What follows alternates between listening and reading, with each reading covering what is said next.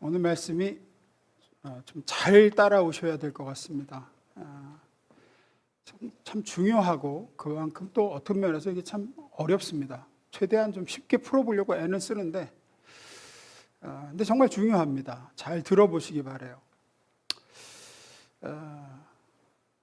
우리를 구원하신 하나님, 우리를 구원하셔서 하나님의 자녀 삼아주신 그 신자를 향하신 아버지 하나님의 최종적인 목표, 궁극적인 목적이 어디에 있는가 하면 결론부터 말씀드리자면 우리 아버지신 사랑의 하나님을 닮아서 우리가 그렇게 사랑하는 존재가 되는 거예요.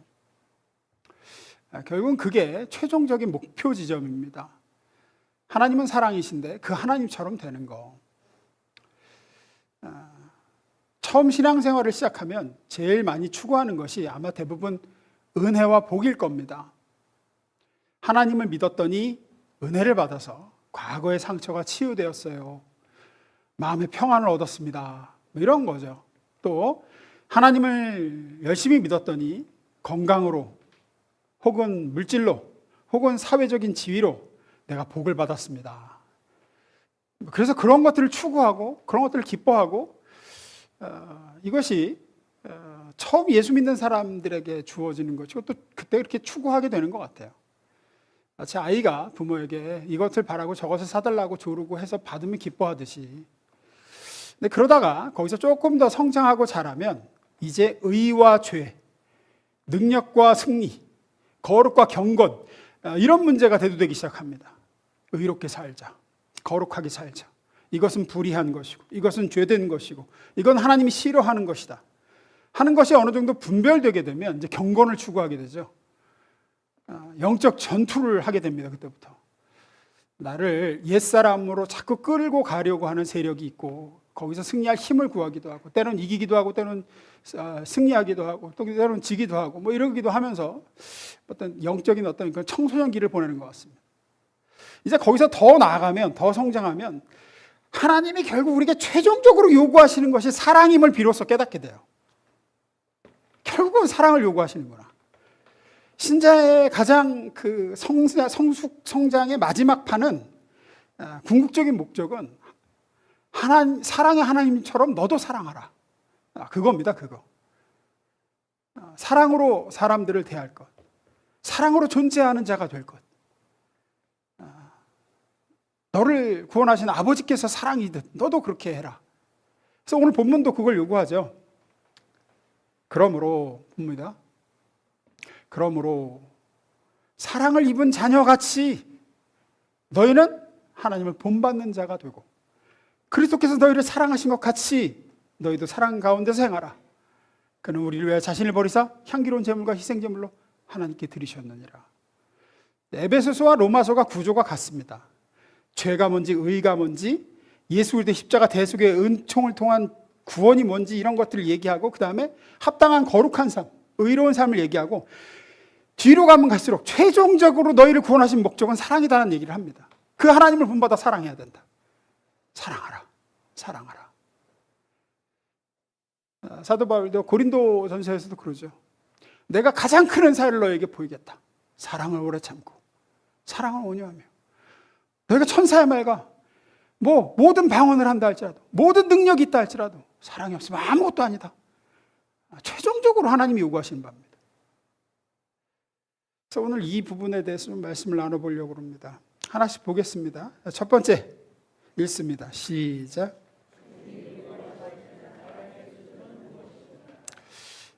이것부터 좀 먼저 하고 짚고 넘어가야 돼요. 하나님이 우리에게 요구하시는 내가 사랑이든 너희도 사랑이 되어라. 너희도 사랑하는 자가 되어라 라고 할 때 이 사랑의 수준이 일반적으로 우리가 생각하고 사람들이 얘기하는 그 수준이 절대 아니라는 얘기입니다. 그냥 뭐 좀 참아주고 뭐 친절을 베풀고 뭐 화내야 될 때 화 안 내고 뭐 넘어가주고 뭐 품어주고 뭐 이런 수준이 아니에요. 그 수준을 얘기하는 게 아니에요. 본문 다시 봅니다. 그러므로 사랑을 받는 자녀같이 너희는 하나님을 본받는 자가 되고 그리스도께서 너희를 사랑하신 것 같이 너희도 사랑해라. 그러니까 요구하는 수준이 어느 수준이냐? 그러니까 하나님이 사랑인 것 같이 그 수준으로 너희도 사랑이 되어야 되고, 예수 그리스도께서 너희를 사랑하신 것 같이 너희도 사랑 가운데 행해야 된다. 그 수준이다. 그러면 그 수준이 어느 수준이냐 도대체? 그 설명이 나오죠. 그 수준에 대해서 하반절입니다. 읽습니다. 시작.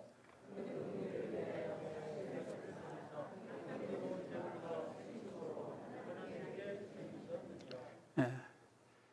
예수님은 그 사랑의 수준이 어느 정도냐면, 우리를 위하여, 죄인이 우리를 구원하시려고 자기를 버리사 향기로운 제물과 생축, 희생 제물로 쓸 그 가축을 얘기해요. 그 가축이 되어서 자기를 하나님께 드리셨다, 이 얘기를 합니다. 이 향기로운 제물, 생축이라는 개념을 이해를 할 필요가 있어요. 그래야 하나님이 요구하시는 사랑의 수준을 우리가 알 수 있거든요. 이 향기로운 제물이라는 개념이 성경에 처음 등장, 향기로운 제물과 생축으로 제사를 드리는 게 성경에서 제일 처음 나온 데가 어디냐? 창세기 8장입니다. 이걸 바탕으로 구약의 모든 제사가 시작된 것 같아요. 창세기 8장을 보면 노아 홍수가 막 끝나고, 홍수 심판이 막 끝나고 난 다음에 노아가 하나님 앞에 나와서 제사를 드리는 장면이 나와요. 여기에 향기로운 제물이 처음 기록되어 있습니다.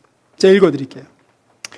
노아가 여호와께 제단을 쌓고 모든 정결한 짐승과 모든 정결한 새 중에서 제물을 취하여 번제로 제단에 드렸더니 여호와께서 그 향기를 받으시고 그 중심에 이르시되 내가 다시는 사람으로 말미암아 땅을 저주하지 아니하리니 이는 사람의 마음이 계획하는 바가 어려서부터 악함이라 내가 전에 행한 것 같이 모든 생물을 다시 멸하지 아니하리라 그러세요. 아주 중요한 대목입니다. 노아 홍수가 끝나고 노아가 정결한 짐승과 새 중에서 제물을 취해서 태워서 죽여 피 흘려 태워 하나님께 제물 드렸더니 하나님이 그 태운 향기를 받으시고 마음에 내가 이제 다시는 물로 심판하지 않겠다. 사람이 어려서부터 마음에 계획하는 바가 악하다. 내가 다시는 심판하지 않겠다. 그러신단 말이에요. 근데 재밌는 게 뭐냐면 노아 홍수가 왜 일어났죠? 노아 홍수가 왜 일어났습니까? 그 이유가 창세기 6장에 나오거든요. 6장으로 가볼게요. 6장. 여호와께서 사람의 죄악이 세상에 가득함과 그의 마음으로 생각하는 모든 계획이 항상 악할 뿐임을 보시고 땅 위에 사람 지으셨으면 한타마다 마음에 근심하시고 이르되 내가 창조한 사람을 내가 지면서 쓸어버리되 사람으로부터 가축과 기른 것과 공주의 새까지 그리하리니 이는 내가 그것들을 지었음을 한탄함이라. 이래서 심판을 했단 말이에요. 그러니까 이제 사람들이 뭐냐면 이런 거예요. 잠자리에 들 때 오늘 내가 이거 좀 잘못했다. 다음부터 그러지 말아야 돼. 이러고 잠드는 게 아니라 오늘은 조금 약하게 조업했는데 내일은 더 크게 조업해야 되겠다. 이러고 자는 거예요. 내일은 어떤 악한 짓을 할까? 내일은 무슨 죄를 져서 좀 나를 즐겁게 할까? 이러고 짓는, 항상 생각하는 게 그거예요. 항상.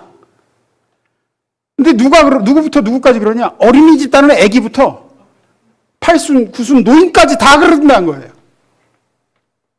그래서 홍수 심판을 내리시는 겁니다. 노아 홍수가 일어난 가장 큰 이유는 인간이 죄악 때문입니다. 인간들이 그 마음 깊은 데서부터 생각의 시작부터 항상 악한 거예요. 항상 평생. 우리가 보통 사람을 용서한다 할 때 왜 용서합니까? 보통 잘못했다는 것을 그가 깨달았어요. 그리고 뉘우치고 있어. 다시 안 하겠대. 그래서 이 사람이 이제 바뀌겠구나, 뉘우치고 있구나라는 기대와 약속 속에서 우리가 보통 용서를 하잖아요. 그죠? 그런데 인간들은 자신이 잘못했다는 사실조차 인정을 안 하고 뉘우치지도 않고 다음부터 안 그러지도 않아. 계속 그래. 항상 죄짓고 평생 사는 달 동안 악해. 늘 죄와 악을 계획하고 실행해. 생각이라고 나오는 게 항상 그랬어요. 그래서 하나님은 없애기로 하시는 겁니다. 다 쓸어버리자. 그래서 노아 홍수 심판이 일어났는데 홍수 심판이 끝나고 뭐라 그러시느냐? 이제 제사를 드리니까 노아가 8장 21절 다시 봅니다. 읽습니다. 시작.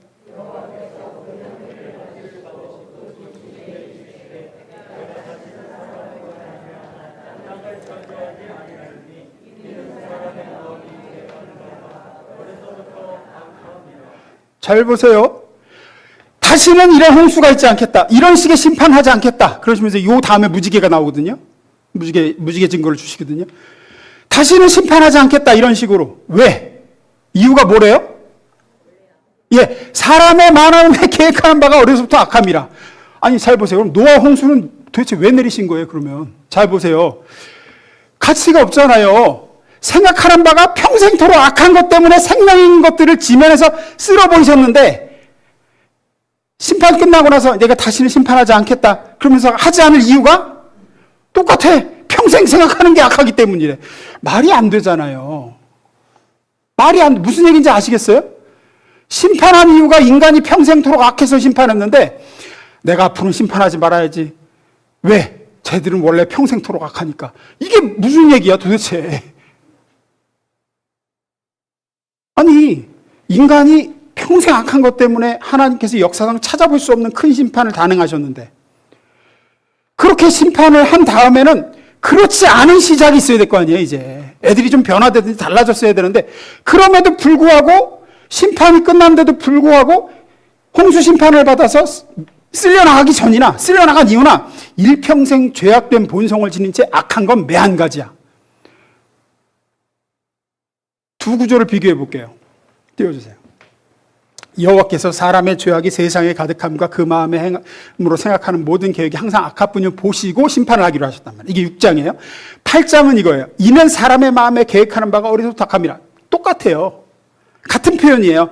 한 번은 심판 전에, 다른 하나는 심판 이후에. 하나는 심판할 이유로, 다른 하나는 심판을 이제부터 안 할 이유로 제시되고 있어요. 똑같아요. 근데 인간은 심판 이전의 인간과 심판 이후의 인간의 차이가 없어. 근데 하나님은 왜 한 번은 내가 이것들을 이러니까 쓸어버리겠다 하시고, 또 한 번은 얘네들은 원래 이러니까 심판하지 않겠다 하실까요?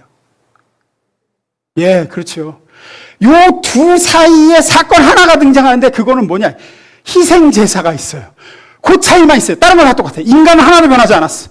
단, 인간은 한결같이 악한데, 노아 홍수 심판 이전에는 제사가 등장하지 않았고, 심판 이후에 제사가 등장하네요. 정결한 짐승의 제사가. 다시 8장 봅니다. 노아가 여호와께 제단을 쌓고 모든 정결한 짐승과 모든 정결한 새 중에서 제물을 취하여 번제로 제단에 드렸더니 여호와께서 그 향기를 받으시고, 이게 중요해. 그 향기를 받으시고 중심에 이르되 내가 다시는 사람으로 말미암아 땅을 저주하지 않으니 이는 사람의 마음에 계획하는 바가 어려서 악함이라. 내가 전에 행한 것 같이 모든 생물을 다시 멸하지 아니하리라. 차이는 딱 하나예요. 향기로운 제물, 제사가 바쳐졌어. 노아가 정결한 동물을 잡아 죽여 태워 희생의 제사로 올려드렸고, 여호와께서 그 향기를 받으신 후에 인간은 여전히 악하다 하지만 예전처럼 심판하지 않겠다 하셨다는 거예요. 여기에 바쳐진 이 정결한 번제로 바쳐진 짐승들은 누구를 상징하는 걸까요? 그렇죠. 바로 죄인들을 대신해서 십자가에서 희생의 제물이 되신 그리스도 예수를 상징합니다. 이것이 없었으면 창세기 8장 21절은 창세기 6장 1절과 하나도 다를 게 없어요. 말만 안 맞을 뿐이에요. 바울은 이것을 나타내고자 에베소서 오늘 본문 2절에서 이렇게 표현한 거예요. 에베소 5장 2절. 그리스도께서 너희를 사랑하신 것 같이 너희도 사랑 가운데서 행하라. 그는 우리를 위하여 자신을 버리사 향기로운 제물과 생축으로 하나님께 드리셨느니라. 이 모두 다 그리스도 예수를 예표하는 것이었습니다. 예수님이 그 정결한 제물이셨어요. 노아는 짐승을 잡아서 드렸습니다. 그 짐승은 정결한 짐승이어야 됐습니다. 흠이 없고 온전해야 됐다는 뜻이에요. 그렇게 정결하고 흠 없는 짐승을 제물로 삼아 죽여 불로 태워 하나님께 드렸어요. 제물이 불에 태워지는 향기가 하나님 존전에서 받으신 바 되었습니다. 바울 사도는 에베소 교회 신자들에게 주 예수 그리스도께서 갈보리 언덕 십자가에 죽으실 때 바로 그 같은 일이 일어난 거다. 제물이 죽임을 당하고 피 흘리고 각이 떠지고 불에 태워졌듯 예수의 몸이 십자가에 찢겨지고 피를 흘려 죽임을 당하셨고, 너희가 저지른 모든 죄와 악을 향한 하나님의 진노의 불이 예수 위에 떨어졌다. 그렇게 하나님의 아들 그리스도께서 친히 우리의 죄를 대신해서 하나님께 드려지는 희생의 제물과 생축이 되셨다. 너희도 그같이 사랑해야 된다. 이 얘기를 하고 있는 거예요. 한 가지 단어를 좀 주목해 볼 필요가 있죠. 본문 2절입니다. 그리스도께서 너희를 사랑하신 것 같이 너희도 사랑 가운데서 행하라. 그는 우리를 위하여 자기를 버리사 향기로운 제물과 생축으로 하나님께 드리셨다 그래요. 앞서서도 노아에서도 나오죠. 다시 노아 그 8장 봅니다. 노아가 여호와께 제단을 쌓고 모든 정결한 짐승과 정한 새 중에서 제물을 처해 번제로 드렸더니 여호와께서 그 향기를 받으시고 제물을 태워드렸더니 그 향기를 받으시고 중심에 이르시되 내가 다시는 사람으로 말미암아 땅을 저주하지 않겠다 그러셨단 말이에요. 노아가 정결한 짐승을 잡아서 그 제단에 드렸습니다. 그것을 죽여 태워드렸습니다. 짐승이 태워지는 냄새, 그 연기가 하늘로 올라가죠. 그 냄새가 하나님께 기쁨이 되었다 그럽니다. 생축이 제물로 죽고 태워져 하나님께 드려짐으로 하나님이 그 냄새를 맡으시고 그 향기를 맡으시고 만족하셨대요. 그것이 그분을 즐겁게 했다 그럽니다. 그 제물 태우는 냄새가. 여러분, 동물 태우는 냄새 맡아보셨어요? 안 맡아보셨어요? 머리카락 타는 냄새 맡아보셨잖아요. 그 냄새 같죠? 그 냄새. 저는 직접적으로 글쎄 어렸을 때 동네에서 할아버지 아저씨들 개 잡으면 이제 개 불에 이렇게 가시를 때 그 냄새가 좋아요? 역하죠. 역하죠. 향기라고 할 수가 없죠. 거리가 멀지. 악취에 가깝죠. 요즘 화장장 승하원 가면은 사람이 시신을 태우잖아요. 근데 요즘에는 막 2차, 3차로 연기를 계속 또 태워서 냄새 안 나도록 하죠. 그런데도 언뜻 나요. 언뜻 나요. 그렇게 화장실 탄 재 이렇게 나올 때, 빨 때 이렇게 냄새 맡으면 언뜻 시신 탄 냄새가 나요. 그러면 그 사람이 본능적으로 싫죠. 근데 희한한 게 하나님, 이게 향기로운 냄새였대, 하나님 앞에. 구약의 제사 내내 나와. 번제로 여호와께 드릴지니 그 냄새는 여호와께 향기로운 제물이 되느니라. 이런단 말이에요. 아니, 짐승 태우는 냄새가 뭐가 좋다고 하나님을 기쁘시게 하고 만족하게 해드리는 향기로운 제사가 되나, 그게. 하나님이 그걸 좋아하셨고 만족하게 여기셨대요. 그래서 하나님 마음에 그 냄새를 맡으시고 내가 다시는 땅을 저주하여 심판하지 않겠다 하셨단 말이에요. 이것은 하나님의 아들이 우리를 위한 희생의 제물이 되사 그 제사로 드려진 제사가, 하나님의 아들이 제물된 그 제사가 하나님의 존전에 하나님을 만족하게 하고 기쁘시게 한 것으로 올라갔음을 가르치고 있는 거예요.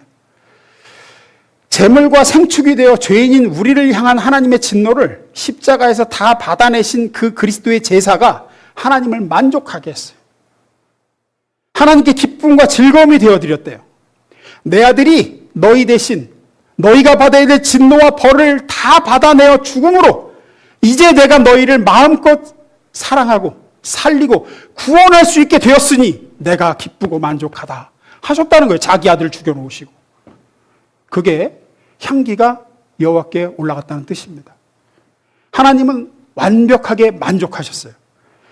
십자가에서 예수님도 그래서 다 이루었다고 말씀하신 거고, 예표로 상징으로 노아가 드린 정결한 짐승 그 제물 태운 향기를 맡으시고 심판하지 않겠다 하셨듯 아들 예수 그리스도의 십자가의 죽음을 보시고 이것이면 족하다 하셨다는 거예요. 내가 더 이상 심판하지 않겠다.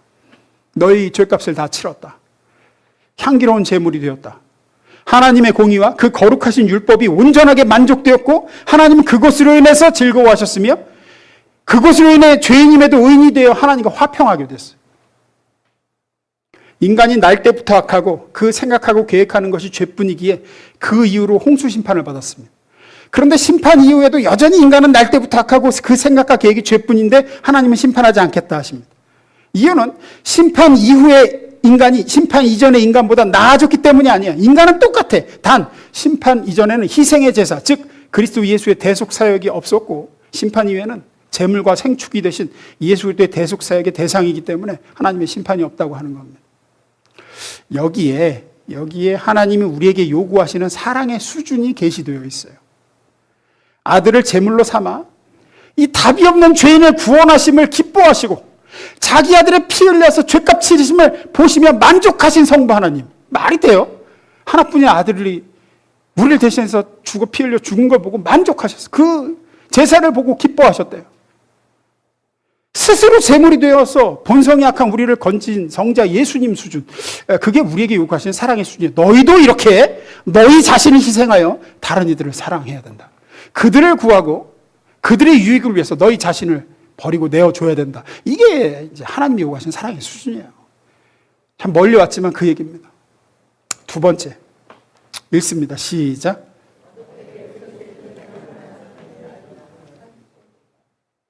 다시 본문 봅니다. 그러므로 사랑을 입은 자녀 같이 너희는 하나님을 본받는 자가 되고 그리스도께서 너희를 사랑하신 것 같이 너희도 사랑 가운데서 행하라. 그는 우리를 위하여 자신을 버리사 향기로운 제물과 생축으로 하나님께 드리셨느니라. 사랑을 행하며 살라고 합니다. 누구같이? 예, 우리를 살리기 위해 아들을 제물로 내어주신 사랑의 하나님과 같이 우리를 위하여 자신을 버리사 제물과 생축이 되신 예수님 같이 너희도 그렇게 사랑하라. 그래, 사랑하라. 앞서 인간이 변화되어서 진정으로 뉘우치고 용서를 구하고 새 사람이 되었기에 하나님께서 이제 심판하지 않겠다 하신 게 아니라 그랬어요. 인간은 하나도 변하지 않았어요. 이제 홍수 심판으로 이렇게 쳤으니 남은 죄들은 좀 달라지겠지 하는 기대가 있으셨기 때문에 용서하신 게 아니에요. 인간은 여전히 악했습니다. 단 하나, 희생의 제사가 드려졌기 때문에 하나님이 심판하지 않겠다고 하셨어요. 너희가 용서를 구하지도 뉘우치지도 변화되리라는 기대 하나 없이 여전히 악하고 죄지어도 나는 너희를 사랑하여 구원하겠다. 그러기 위해 내 아들을 희생 제물로 내가 삼아 내어주겠다. 이것이 하나님의 사랑이고 이 하나님과 같이 너희도 사랑으로 행하라가 우리에게 요구하시는 사랑의 수준입니다. 마태복음 산상설교를 지금 예수님의 산상설교 수요예배 때 계속 나가는데 산상설교 마지막에 가면 예수님이 무슨 얘기를 하시냐면 용서할 만해서 용서하고 사랑할 만해서 사랑하는 것에 대해서 예수님이 뭐라 그러냐? 그건 이방인들도 하나님 모르는 불신자들도 그러한 일은 한단다.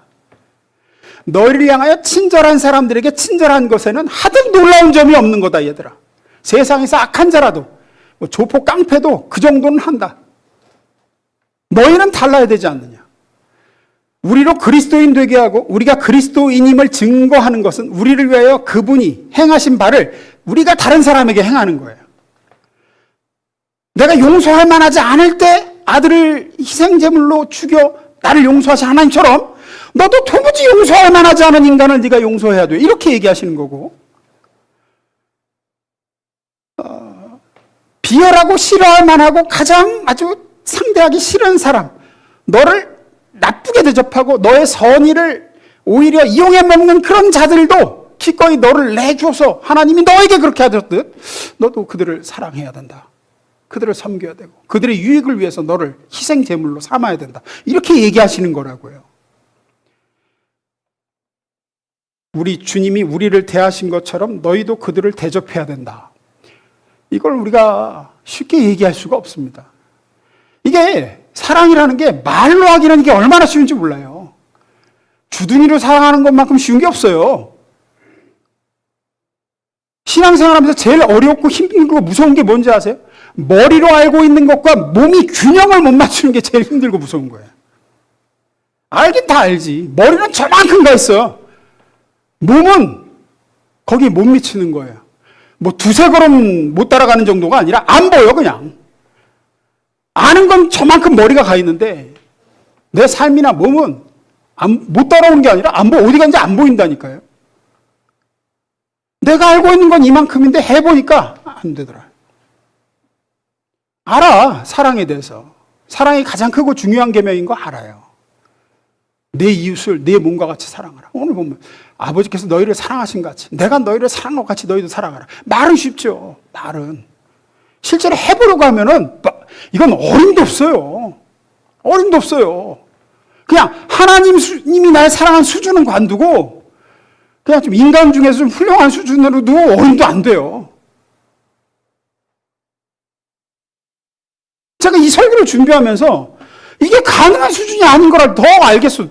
이게 잠깐만 하나님이 나를 사랑하신 그 수준으로 내가 사랑하라 그러시는 건데 솔직히 얘기해서 치매 걸린 내 어머니조차 내가 온전히 사랑하고 섬기느냐 못해요. 내 수준이 보니까 그 수준도 안 돼요. 뭐 원수를 이건 관두고 뭐 남을 뭐 그것도 아니야. 나를 낳아준 내 어머니도 치매가 심해져서 아들도 알아보다 못 알아보다 하는데 주님이 날 향한 희생적 사랑으로 사랑하라 온전히 사랑하라 못해요. 내 엄마도 못하는데 면회 가서 한 10분 있으면 가야 되겠다. 묘양과 10분 앉아있으면, 아휴, 가야 되겠다. 자꾸 딴소리하고. 그러니까 처음에는 마음 아파서 갔다가도 좀 지나면, 가야 되겠다. 그게 내 수준이야. 아니, 자신을 제물로 주시는 거는 못해. 내주는 건 관두고, 내 엄마도 그렇게 못해요. 그것도 못해. 그런데 무슨 원수를 사랑하고, 내 모든 사람을 사랑하고, 이웃을 몸과 같이 사랑하고, 그리스도께서 자신을 내어주님 같이 사랑하고, 답이 안 나와요, 답이 안 나와요. 제가 오래도록 이 문제로 씨름하다가 한 가지 조금 깨달은 거 나누고 마무리할게요. 사랑에 있어서. 뭐냐면, 첫째로 확실히 깨달은 건 내 속에는, 나 유현진 속에는 하나님의 사랑이 없다는 거예요. 하나님 수준의 사랑이 나한테서 절대 안 나온다는 거예요. 안 나와요. 인간은 본디 이기적이고 나를 먼저 생각해요.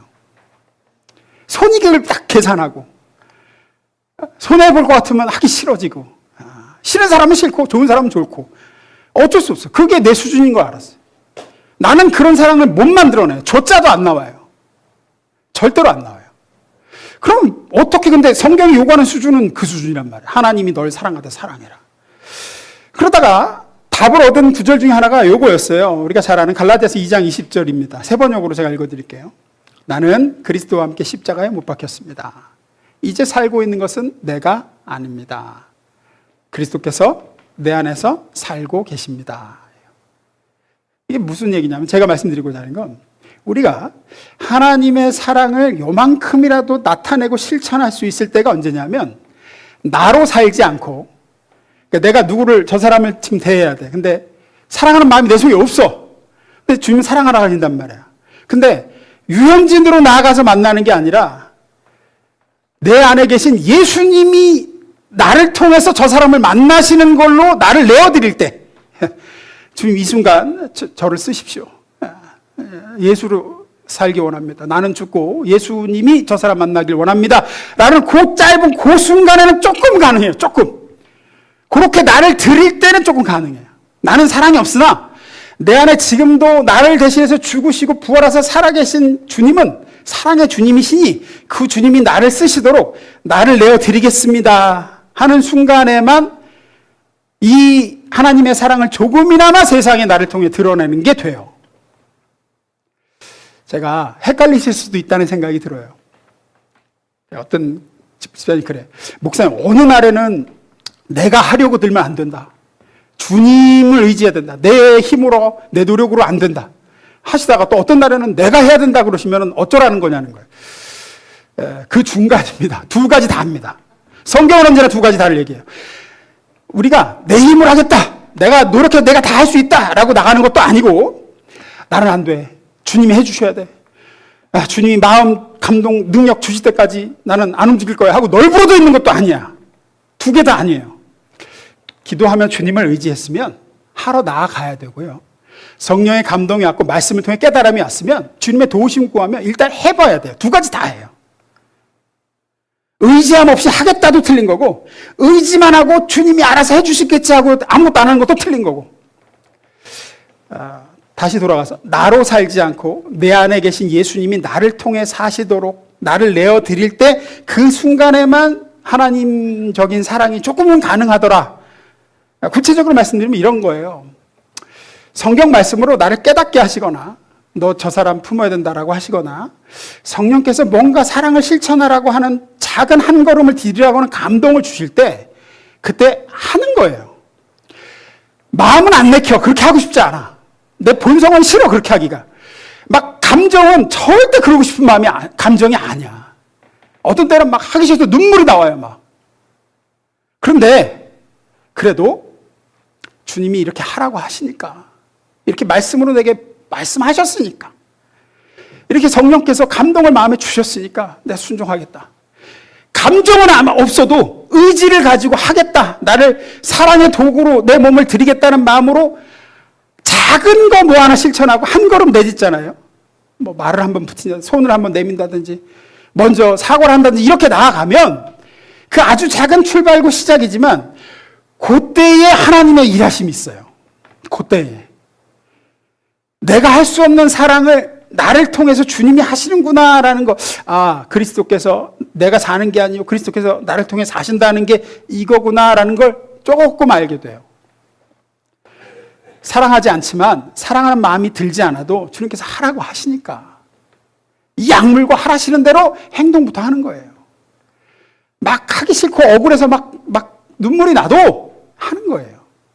전에도 말씀드렸죠. 우리의 감정은 하나님의 관심사가 아니에요. 하나님의 관심사는 우리의 의지예요. 의지가 있느냐. 난 너의 감정을 묻는 게 아니야. 할 마음이 있는지 없는지를 묻는 게 아니야. 하지만 내가 너를 사랑한 거지 너도 사랑하라고 했으니까 네가 그런 의지가 있느냐? 그거 가지고 네가 작은 행동을 하나 할 때 내가 네 안에서 역사하겠다 하시는 거죠. 그러니 마음이 없어도 의지를 가지고 그 인간을 위해서 기도하고자 하는 마음이 요만큼도 없어. 그래도 성경에 보니까 기도하래. 너를 핍박하는 자를 위해 기도하래. 그러니까 일단 감정 배제하고 의지를 가지고 기도하는 거죠. 하다 보면 신기한 일이 발생합니다. 그 신기한 일은 뭔지는 여러분이 해보셔야 합니다. 신기한 일이 일어납니다. 도무지 저 사람에게 내가 웃는 낯으로 대할 자신이 없는데 근데 성경에 보니까 너를 사랑하는 자만 사랑하면 네가 불신자보다 나을 게 뭐냐 그러신단 말이에요. 그래서 그래 이 말씀을 의지해서 내가 마음은 전혀 아니지만 내가 순종하는 나를 내어드린다는 마음으로 내가 해보자 그러면 달라요. 다른 일이 발생해요. 그리고 그때 알게 돼요. 내가 사는 게 아니라 나를 사랑하사 나를 위하여 자신을 주신 주님께서 나를 통해 사신다는 게 이런 거구나. 그때만 우리는 그리스도께서 우리를 사랑하신 것 같이 사랑한다는 게 뭔지 조금씩 배워가고 조금씩 가능해져 갑니다. 그러니 내어드리는 훈련하시고 안 내켜도 순종하는 훈련을 하셔야 돼요. 말씀 마무리 있습니다. 제가 좋아하는 십자가라는 시가 있습니다. 윤동주 시인이 쓴 시인데 잠깐만 띄워주세요. 쫓아오던 햇빛인데 지금 교회당 꼭대기 십자가에 걸렸습니다. 그러니까 자기가 추구하던 신앙의 어떤 높은 경지죠. 신자라고 하면 크리스찬이라고 하면 이렇게 살아야 되겠지 하고 추구하고 햇빛이라 그걸 이제 햇빛으로 표현했는데 신자는 이렇게 살아야 된다는 걸 추구하고 왔는데 그 햇빛이 나중에 어디 가서 걸리나 봤더니 교회당 꼭대기 십자가에 딱 걸려 있단 말이에요. 그리스도처럼 되어라. 자기를 내어주신 너를 위해서 십자가의 제물이 되신 그리스도처럼 너도 희생의 제물이 되어라 라고 최종적으로 요구하는 게 십자가예요. 그러면서 그렇죠. 첨탑이 저렇게 높은데 어떻게 올라갈 수 있을까요? 오늘 본문을 보면서 이 시가 떠올랐습니다. 이거 어떻게 저기까지 갈까? 그리스도께서 너희를 사랑하신 것 같이 너희도 사랑 가운데 행하라. 주님 말이 쉽지 어떻게 거기까지 갑니까? 주님이 이 땅에 남겨놓으신 이 삶, 천국으로 안 데려가시고 우리를 이 땅에 남겨놓은 이 삶, 숨차게 어렵게 힘들게 사는 것만으로도 숨이 차고 힘들어. 그냥 사는데. 근데 거기에 하나님의 사랑으로 사랑까지 하라 그럽니다. 하나님의 사랑으로 사랑까지 하라 그래. 오늘 같은 날이 또 한 번 온다면 못 살 것 같은 하루인데 그 조건 속에서 그 무대에서 하나님이 마련하신 그 삶의 무대에서 도망가지 말고 하나님의 사람으로 사랑하고자 하루를 살라고 요구하십니다. 너로 살지 말고 너는 죽고 너를 위해서 십자가에 달린 그리스도 예수가 너를 통해 사시도록 너를 내어드리는 삶을 살라고 하십니다. 저를 돌이켜보니까 저는 이 사랑을 하기보단 도망을 훨씬 많이 갔던 것 같습니다. 기도원으로 도망가고 성경 읽는 대로 도망가고 묵상한다고 도망가고 그거 너 나름대로 뭐 그거 틀린 일이 아니라 옳은 일이었지만 도망갔던 건 맞는 것 같아요. 근데 하나님 우리에게 요구하십니다. 도망가지 말고 네 곁에 그 사람을 둔 이유가 있다. 너를 그 속에 넣은 이유가 있다. 그러니까 거기서도 사랑해봐라. 또 너를 내어드리는 훈련을 해봐라. 네가 너로 나가서 부딪히지 말고 너는 뒤로 물러서고 너를 위해서 십자가에 달린 내가 너보다 앞서 나가서 그 사람 만나도록 해야 된다.